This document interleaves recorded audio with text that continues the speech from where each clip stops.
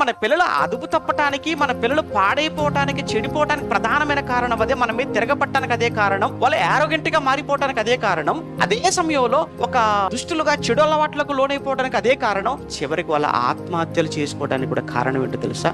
ఆ పిల్లలకు, ఒరే నేను కన్నాను రా, మీరు మా పిల్లలరా, మా పిల్లలేరా మీరు, అదిగో చూడరా మా పోలిక నీకు వచ్చిందిరా, ఆ చూడరా అవయవాలు చూడరా, అంత సేమ్ అని చిన్నప్పటి నుంచి పిల్లలను బొత్తిగా పాడు చేసేసాం. అలా కాక, ఒరేయ్ దేవుడు మాకు ఇచ్చాడురా నిన్ను, దేవుడు నిన్ను ఇవ్వకపోతే మాకు సంతానం లేదురా, దేవుడు తల్లి గర్భంలో నిర్మించాడు, ఆయన నిర్మించకపోతే ఈరోజు నువ్వు లేవురా అని చిన్నప్పటి నుంచి దేవుడే కారణం, నీ జన్మకు దేవుడే కారణం, నీ పుట్టుకకు దేవుడే కారణం, దేవుడు లేకపోతే మేము ఏమీ లేవు, నువ్వు లేవు అని చిన్నప్పటి నుంచి పిల్లలకు నిజంగా ఇలా మనం చెప్పుంటేనండి, వాడు రేపొద్దున చావాలన్న ఆలోచన కూడా రాదు వాడికి. చావడు వాడు. అమ్మో దేవుడు ఇచ్చిందట ఈ జీవితం నాకు, దేవుడు నన్ను నమ్మి నాకు ఈ బ్రతుకునిచ్చాడట, మా అమ్మ